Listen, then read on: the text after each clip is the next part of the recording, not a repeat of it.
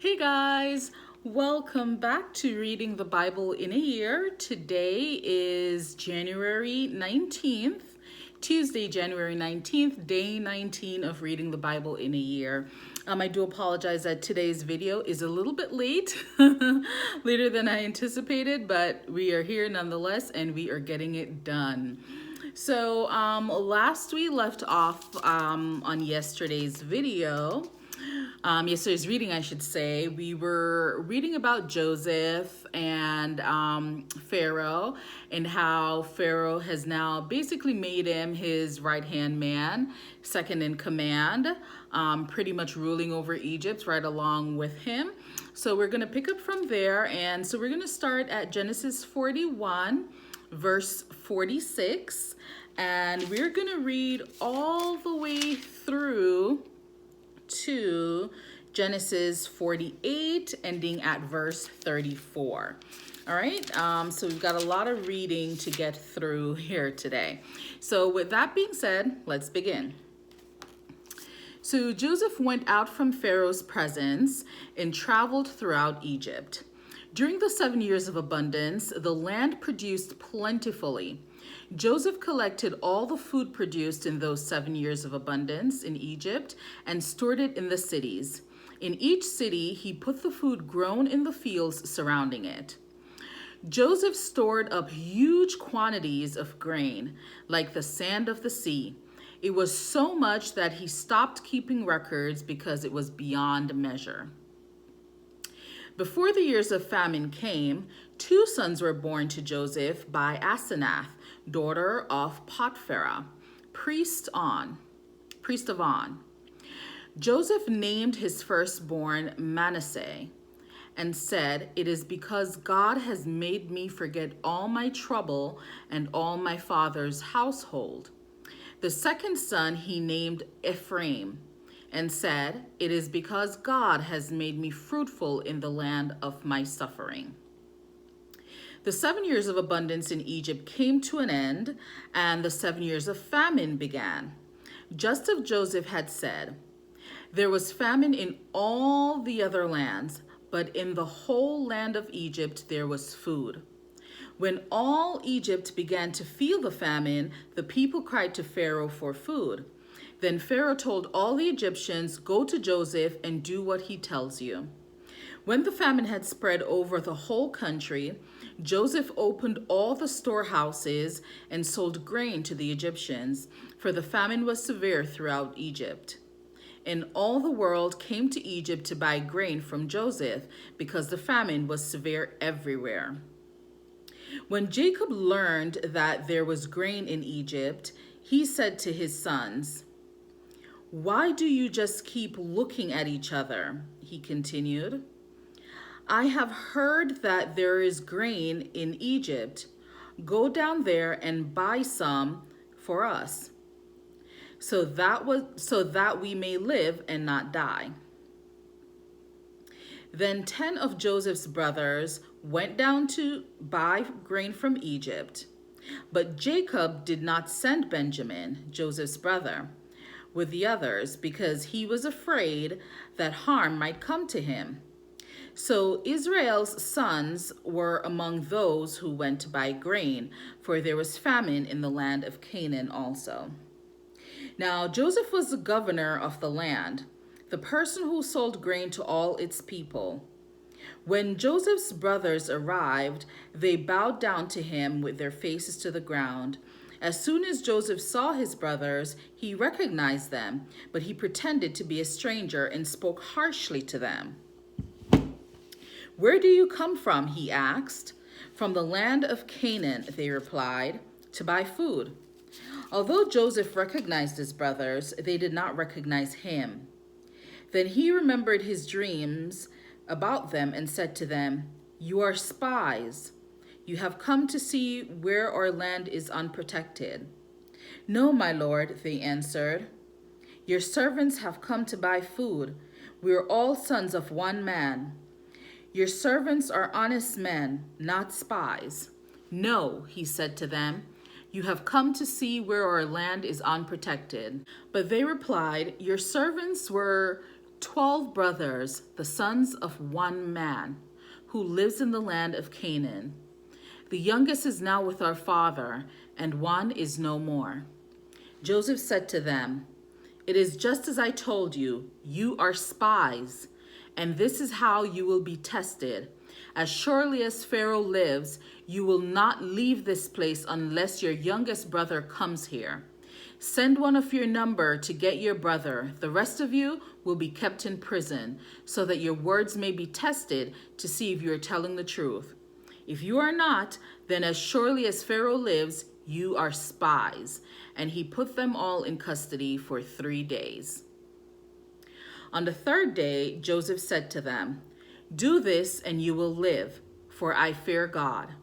If you are honest men, let one of your brothers stay here in prison while the rest of you go and take grain back for your starving households. But you must bring your youngest brother to me, so that your words may be verified, that you may not die." This they proceeded to do. They said to one another, "Surely we are being punished because of our brother. We saw how distressed he was when he pleaded with us for his life, but we would not listen. That's why this distress has come upon us." Reuben replied, "Didn't I tell you not to sin against that boy? But you wouldn't listen. Now we must give an accounting for his blood." They did not realize that Joseph could understand them, since he was using an interpreter. He turned away from them and began to weep, but then came back and spoke to them again. He had Simeon taken from them and bound before their eyes. Joseph gave orders to fill their bags with grain, to put each man's silver back in his sack, and to give them provisions for their journey. After this was done for them, they loaded their grain on their donkeys and left. At the place where they stopped for the night, one of them opened his sack to get feed for his donkey, and he saw his silver in the mouth of his sack. "My silver has been returned," he said to his brothers. "Here it is in my sack." Their hearts sank, and they turned to each other trembling and said, "What is this that God has done to us?" When they came to their father Jacob in the land of Canaan, they told him all that had happened to them. They said, "The man who is Lord over the land spoke harshly to us and threatened us as though we were spying on the land. But we said to him, 'We are honest men. We're not spies. We were 12 brothers, sons of one father. One is no more, and the youngest is now with our father in Canaan.' Then the man who is Lord over the land said to us, 'This is how I will know whether you are honest men. Leave one of your brothers here with me, and take food for your starving households and go. But bring your youngest brother to me, so I will know that you are not spies, but honest men. Then I will give your brother back to you, and you can trade in the land.'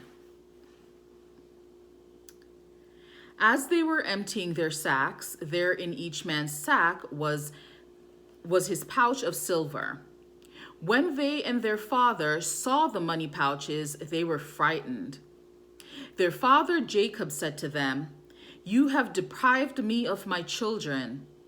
Joseph is no more, and Simeon is no more, and now you want to take Benjamin? Everything is against me.'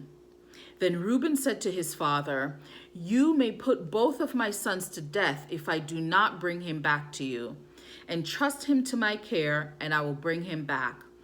But Jacob said, 'My son will not go down there with you. His brother is dead, and he is the only one left. If harm comes to him on the journey you are taking, you will bring my gray head down to the grave in sorrow.' Now the famine was still severe in the land. So when they had eaten all the grain they had brought from Egypt, their father said to them, 'Go back and buy us a little more food.' But Judah said to him, 'The man warned us solemnly, you will not see my face again unless your brother is with you. If you will send our brother along with us, we will go down and buy food for you. But if you will not send him, we will not go down, because the man said to us, you will not see my face again unless your brother is with you.' Israel asked, "Why did you bring this trouble on me by telling the man you had another brother?" They replied, "The man questioned us closely about ourselves and our family. 'Is your father still alive?' he asked us. 'Do you have another brother?' We simply answered his questions. How were we to know he would say, 'Bring your brother down here'?" Then Judah said to Israel, his father, "Send the boy along with me, and we will go at once, so that we and you and our children may live and not die. I myself will guarantee his safety. You can hold me personally responsible for him. If I do not bring him back to you and set him here before you, I will bear the blame before you all my life. As it is, if we had not delayed, we could have gone and returned twice." Then their father Israel said to them, if it must be, then do this. Put some of the best products of the land in your bags and take them down to the man as a gift. A little balm, a little honey, some spices and myrrh, some pistachio nuts and almonds. Take double the amount of silver with you, for you must return the silver that was put back in the mouths of your sacks. Perhaps it was a mistake. Take your brother also and go back to the man at once. And may God Almighty grant you mercy before the man, so that he will let your other brother and Benjamin come back with you. As for me, if I am bereaved, I am bereaved." So the men took the gifts and double the amount of silver, and Benjamin also. They hurried down to Egypt and presented themselves to Joseph. So this is where, actually, no, I thought we were ending there. We're still going on to 44, verse 34. Oh, so we do still have a bit of reading to go. I apologize for that. All right, so here we are. When Joseph saw Benjamin with them, he said to the steward of his house, "Take these men to my house. Slaughter an animal and prepare a meal. They're to eat with me at noon." The man did as Joseph told him and took the men to Joseph's house.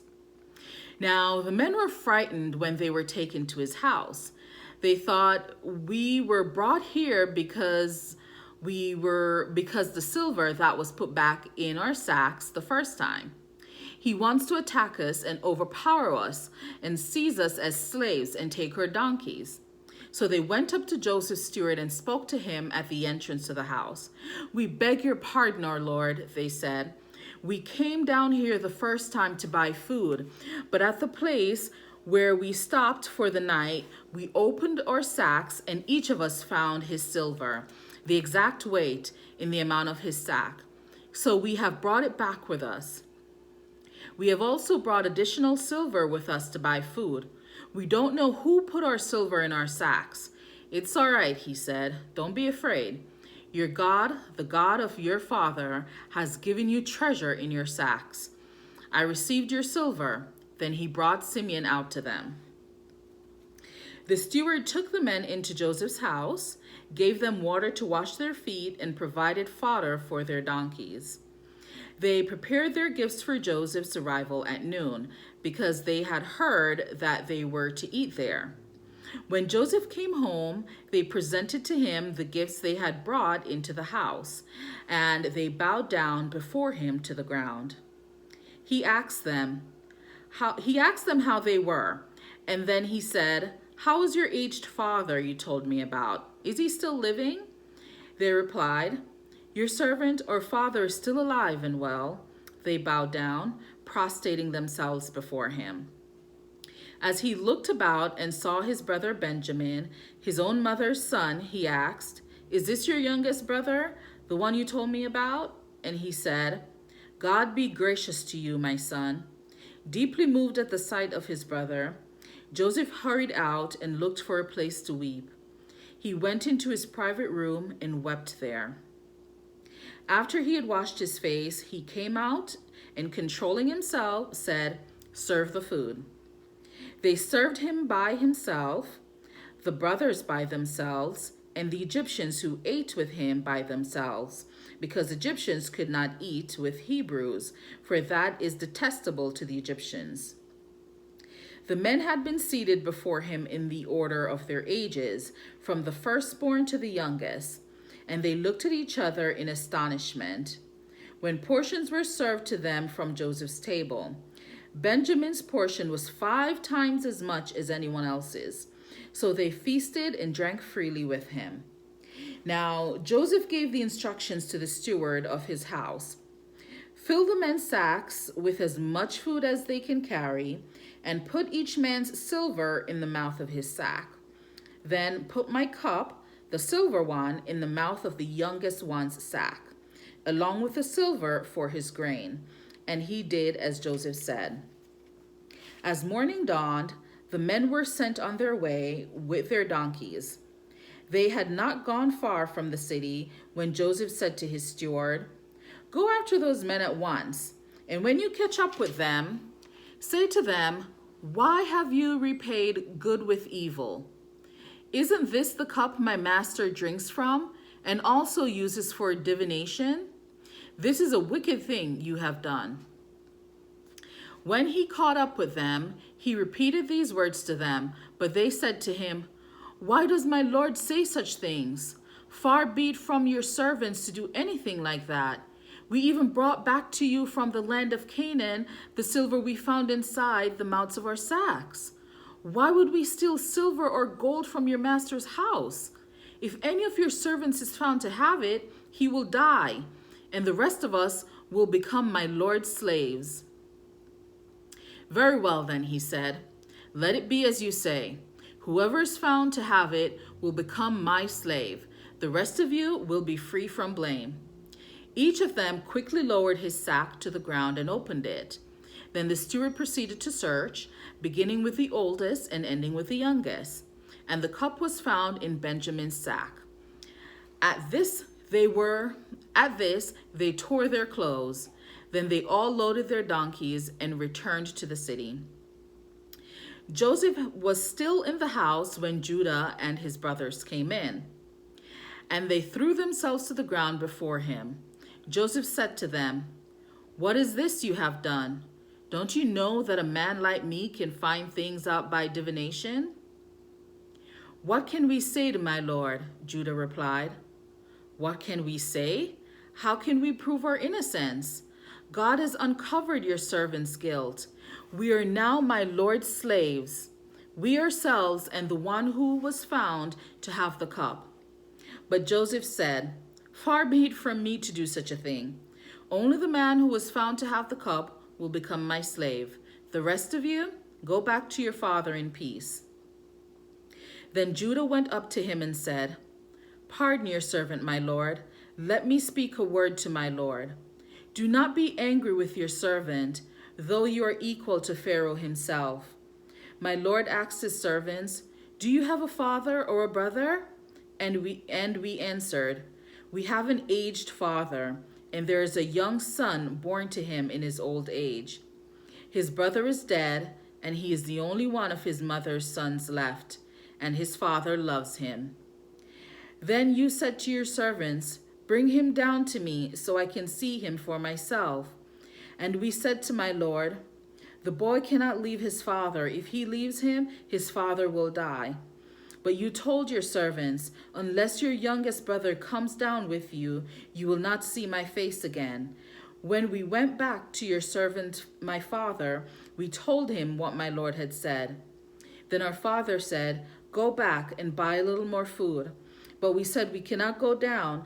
Only if our youngest brother is with us, we will go.